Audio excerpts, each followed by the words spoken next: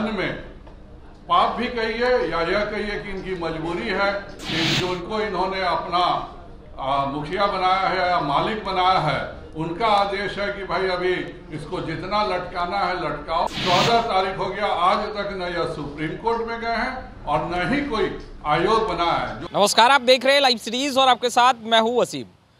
Sanjay Jaiswal Bihar BJP के प्रदेश अध्यक्ष ने जमकर मुख्यमंत्री नीतीश कुमार को खरी खोटी सुनाई है और कहा है कि मुख्यमंत्री नीतीश कुमार के मन में पाप है और सपना देख रहे हैं देश के प्रधानमंत्री बनने का।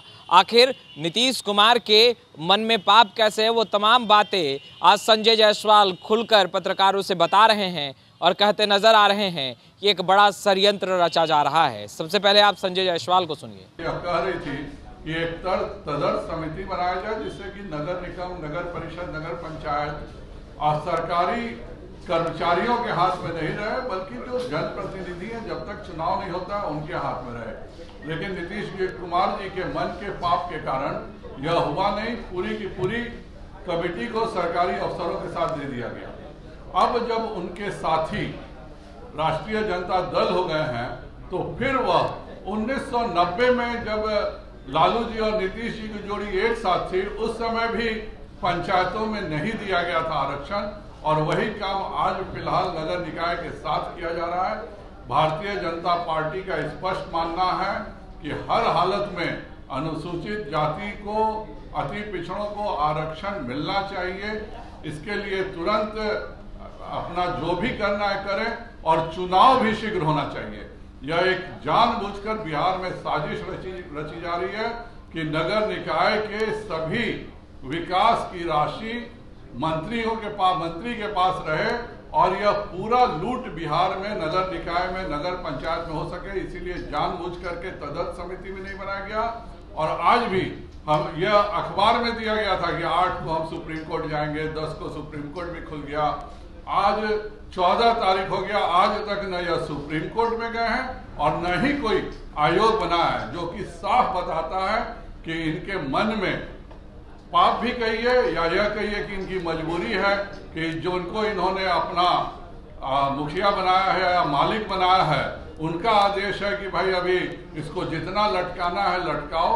और नगर निकाय के चुनाव नहीं होंगे कि तो नगर निकाय की सारी राशि नगर विकास मंत्री के अधीन रहेगी और वह वही सब काम करेंगे जो 90 के दशक में लालू जी करते थे।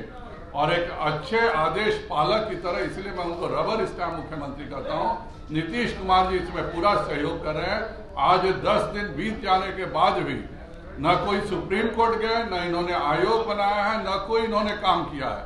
भारतीय जनता पार्टी आज इस प्रेस कॉन्फ्रेंस के माध्यम से उनको चेतावनी देती है कि तुरंत अति पिछड़ों को, अनुसूचित जाति को आरक्षण के साथ नगर निकाय चुनाव तुरंत कराए जाए।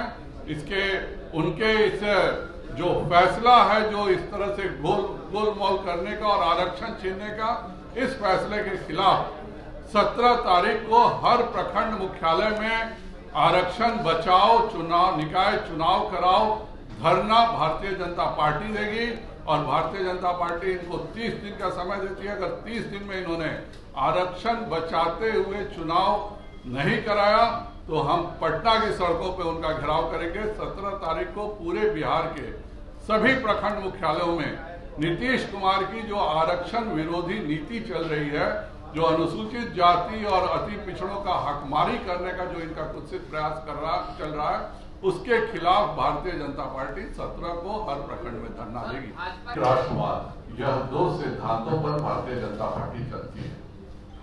1977 में बिहार में पहली बार उस समय जनसंघ था और जनसंघ का जनता पार्टी में विलय हुआ था और कैलाशपति मिश्रा समेत हमारे सभी प्रमुख नेता कर्पूरी ठाकुर जी के उस मंत्रिमंडल में शामिल थे और उस मंत्रिमंडल ने पहली बार आरक्षण का अधिकार पिछड़ों, अति पिछड़ों के साथ महिलाओं को भी दिया था और पहली बार गरीब सवर्णों को भी 30% का अधिकार जो है आरक्षण का, वह कर्पूरी ठाकुर जी के साथ जनसंघ और आज के वर्तमान के भाजपा के नेता जब थे तभी यह हुआ था।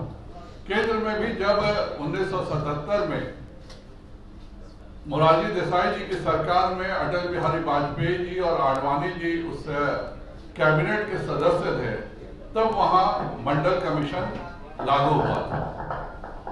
1989 में भी जब मंडल कमीशन 77 में मंडल कमीशन बना था और 89 में लागू हुआ था। जब 89 में लागू हुआ था उस समय भारत की सबसे बड़ी पार्टी उस समय सत्ताधारी दल में भारतीय जनता पार्टी थी और भारतीय जनता पार्टी के साथ मिलकर के ही मंडल कमीशन लागू हुआ था। हमारा सांस्कृतिक राष्ट्रवाद के भी मुद्दे छोड़ नहीं सकते थे और उसको लेकर के ही हमारा राम मंदिर आंदोलन को लेकर के विवाद हुआ था। उसके पश्चात भी 2005 तक लालू जी की 90 में सरकार बनी, कभी इन्होंने इस बात की चिंता नहीं की कि पंचायत में आरक्षण व्यवस्था पिछड़ों, अति पिछड़ों, अनुसूचित जाति जनजाति के लोगों को मिलनी चाहिए। फिर जब हमारी सरकार बनी 2005 के बाद, तब आयोग के माध्यम से हमने पिछड़ों, अति पिछड़ों को, दलितों को पंचायत चुनाव में देने का कार्य किया और नगर निकाय चुनाव में भी आरक्षण मिला। यह 2020 में सरकार बनी, उस समय भी माननीय सम्राट चौधरी जी मेरे साथ बैठे हुए हैं। सम्राट चौधरी जी के केवल यह कहना कि अनुरोध नहीं, सम्राट चौधरी जी के दबाव में आकर के नीतीश कुमार जी ने पंचायत के कार्यकाल को तदर्थ समिति बनाकर के बढ़ाया और पंचायतों के चुनाव हुए थे। जब नगर निकाय के चुनाव आया तो उनको समझाया गया कि 2021 में इस तरह की घटना घट चुकी है तो हम एक तदर्थ समिति बनाए। उन्होंने कहा कि नहीं, तब कोई ऐसा नहीं बनेगा। एजी ने भी रिकमेंडेशन किया। आप सब जानते हैं कि एडवोकेट जनरल का रिकमेंडेशन था कि ट्रिपल टेस्ट करा करके ही चुनाव होना चाहिए। उस रिकमेंडेशन को भी नकारा। तब तक नीतीश कुमार के मन में पाप आ गया था कि हम तथाकथित स्वप्न देखें इस देश के प्रधानमंत्री बनने का। भारतीय जनता पार्टी। तो आपने सुना संजय जायसवाल को। संजय जायसवाल जमकर निशाना साध रहे हैं, खरी खोटी सुना रहे हैं मुख्यमंत्री नीतीश कुमार को और कहते नजर आ रहे हैं कि लालू प्रसाद यादव से मिलकर कहीं ना कहीं मुख्यमंत्री नीतीश कुमार अब सपना देख रहे हैं देश का प्रधानमंत्री बनने का। दूसरी तरफ ये भी कहते दिखाई दे रहे हैं कि नीतीश कुमार के मन में पाप है और कहीं ना कहीं आरक्षण विरोधी हैं।